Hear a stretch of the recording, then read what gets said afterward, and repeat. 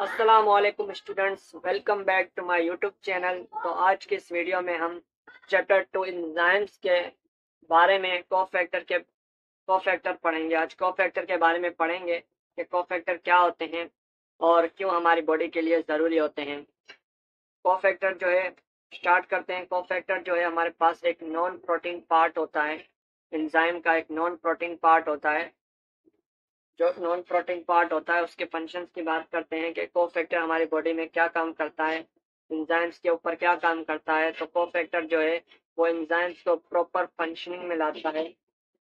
जब एंजाइम्स जो है इनएक्टिव फॉर्म में होते हैं उनको एक्टिव फॉर्म में करता है। कोफैक्टर जो है एक्टिव फॉर्म में लाता है, उनको फंक्शनिंग में लाता है, प्रॉपर फंक्शनिंग करता है कोफैक्टर एंजाइम्स के ऊपर।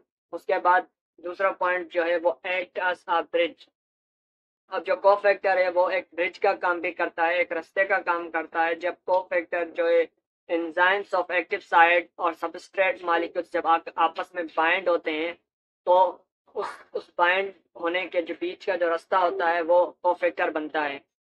उसके बाद हमारे पास तीसरा पॉइंट है कि प्रोवाइड एनर्जी कैटालाइसिस।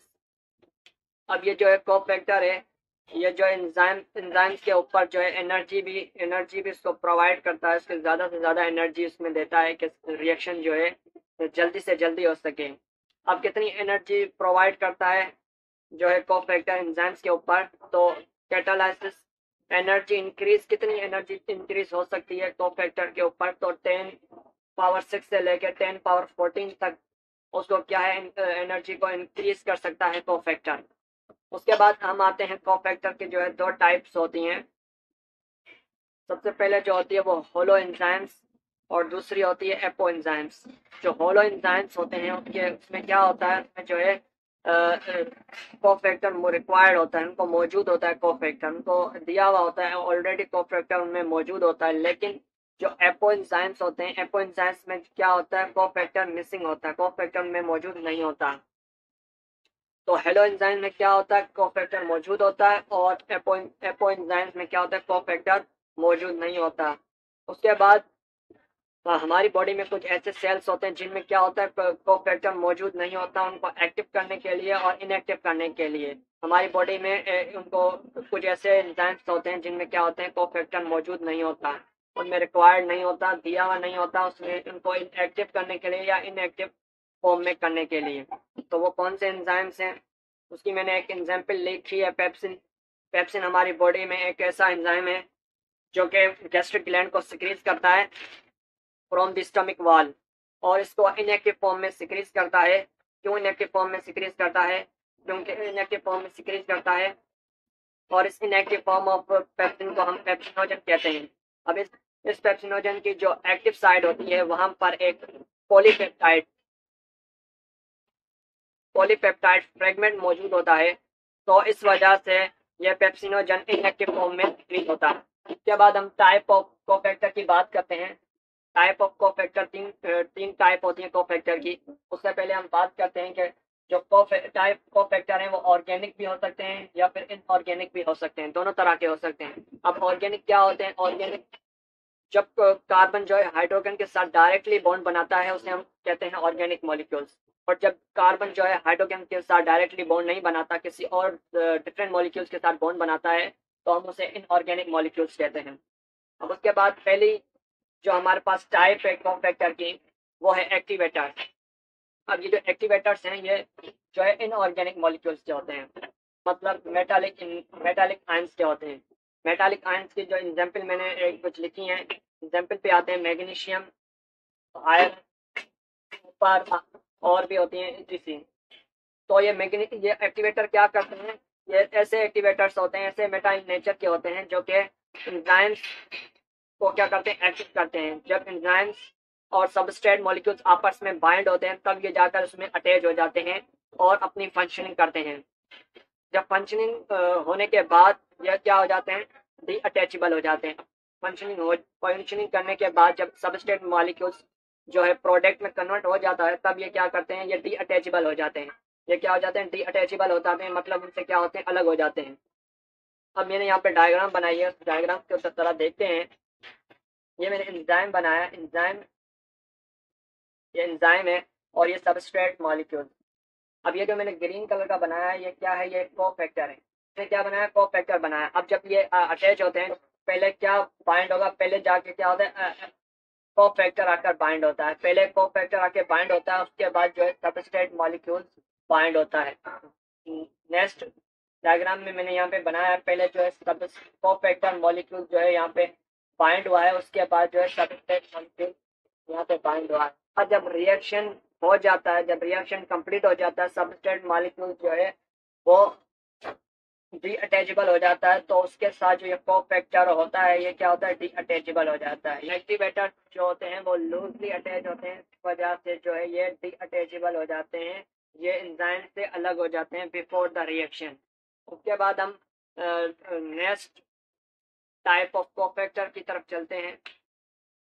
उसके बाद जो हमारे पास सेकंड टाइप है, सेकेंड टाइप ऑफ कोफैक्टर वो है प्रोस्थेलिक ग्रुप। प्रोस्थेलिक ग्रुप क्या होते हैं, ये इन ऑर्गेनिक मॉलिक्यूल्स के बने होते हैं, ऑर्गेनिक इन नेचर होते हैं, और ये क्या होते हैं, ये कोवलेंटली बॉन्ड होते हैं, मतलब टाइटली बॉन्ड होते हैं। आफ्टर द रिएक्शन ये एंजाइम के साथ अटैच होते हैं। उसके बाद इसकी एग्जाम्पल देखते हैं। इसकी एग्जाम्पल हमारे पास ये साइटोक्रोम्स। साइटोक्रोम्स क्या होते हैं, ये आयरन कंटेंट प्रोफरिंग रिंग होते हैं। कुछ एंजाइम्स के साथ जब अटैच होते हैं, कुछ एंजाइम के साथ अटैच होते हैं तो ये साइटोक्रोम्स बनाते हैं, जो कि एग्जाम्पल है प्रोस्थेलिक ग्रुप की। उसके बाद हम जो है डायग्राम में देखते हैं, यहाँ मैंने 3 डायग्राम बनाए हैं, उसमें से थोड़ा सा देखते हैं डायग्राम को। पहली डायग्राम जो मैंने बनाई है, एक ये डिजाइन बनाया, उसके बाद ये हमारे पास जो है प्रोस्थेलिक ग्रुप की एक एग्जाम्पल है, कोफैक्टर है ये, और ये सबस्ट्रेट मॉलिक्यूल्स, और ये एंजाइम बनाया मैंने। सबसे पहले क्या होता है, ये सबस्ट्रेट कोफैक्टर जब आके यहाँ पे बाइंड होगा, उसके बाद जो है सबस्ट्रेट मॉलिक्यूल्स यहाँ पर आकर बाइंड होगा। सेकंड डायग्राम में देखते हैं, जैसे ये बाइंड हो गए, उसके बाद आफ्टर द रिएक्शन होगा, जब सबस्ट्रेट मॉलिक्यूल्स प्रोडक्ट में कन्वर्ट होगा, तो सिर्फ सबस्ट्रेट मॉलिक्यूल्स क्या होगा, डी अटैच होगा। जो कोफैक्टर होगा, कोफैक्टर्स में क्या होगा, अटैच होगा परमानेंटली आफ्टर द रिएक्शन। जैसे मैंने यहाँ कहा कि ये परमानेंटली अटैच होंगे क्योंकि ये कोवलेंट बॉन्ड है और सख्त टाइटली बॉन्ड होते हैं, तो ये आफ्टर द रिएक्शन भी क्या होंगे, बाइंड होंगे। ये हमारे पास प्रोस्थेलिक ग्रुप होते हैं जो कि ऑर्गेनिक नेचर के होते हैं और टाइटली बॉन्ड होते हैं। उसके बाद हम तीसरी टाइप ऑफ कोफैक्टर की तरफ चलते हैं। तीसरी टाइप है वो है कोएंजाइम। अब ये जो कोएंजाइम्स होते हैं ये जो होते हैं, ये ऑर्गेनिक कोफैक्टर्स होते हैं, मतलब कार्बन और हाइड्रोजन जब डायरेक्टली बॉन्ड बनाते हैं, कार्बन और हाइड्रोजन डायरेक्टली बॉन्ड बनाते हैं, उन्हें हम ऑर्गेनिक कहते हैं, और ये ऑर्गेनिक कोफैक्टर मॉलिक्यूल्स के बने होते हैं। उसके बाद हम आते हैं, ये जो है ये हमारे पास लूजली अटैच होते हैं।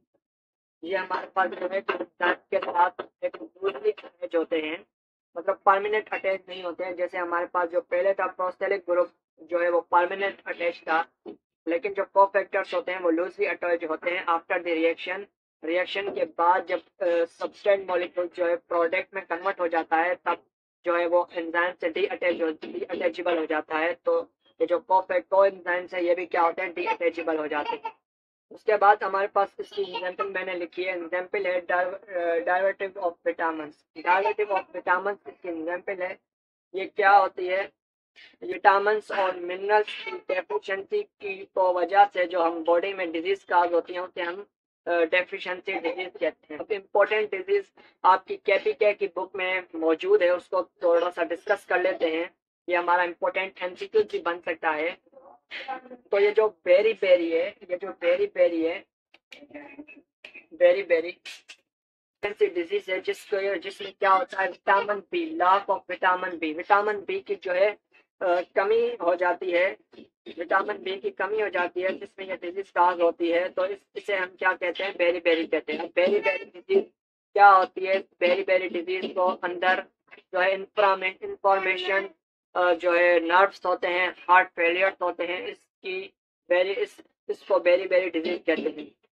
के बाद जो है इसकी जो हमने एग्जाम्पल लिखी है, पहली एग्जाम्पल हमारे पास ATP, NAD plus, FAD plus और एटीसी, और भी होती हैं। हमने जो बात की थी एपो एंजाइम्स के बारे में, जो कि होलो एंजाइम्स के अंदर चेंज हो सकते हैं। ये होलो एंजाइम्स के अंदर क्या होते हैं, चेंज हो सकते हैं।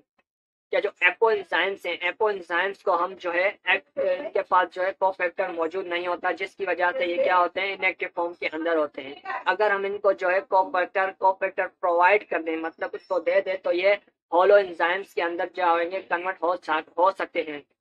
अब जो है ये को एंजाइम जो कि टाइप ऑफ कोफैक्टर की है, को एंजाइम के साथ जब एपो एंजाइम्स को हम बाइंड करेंगे, उसको अटैच करेंगे, तो ये क्या होंगे, ये होलो एंजाइम के साथ जो होलो एंजाइम में कन्वर्ट हो जाएंगे और ये रिएक्शन को कैरी आउट करेंगे। तो आज की इस वीडियो के लिए इतना काफी है। इंशाल्लाह नेक्स्ट वीडियो में हम अगले टॉपिक ऑफ एंजाइम्स के बारे में बात करेंगे।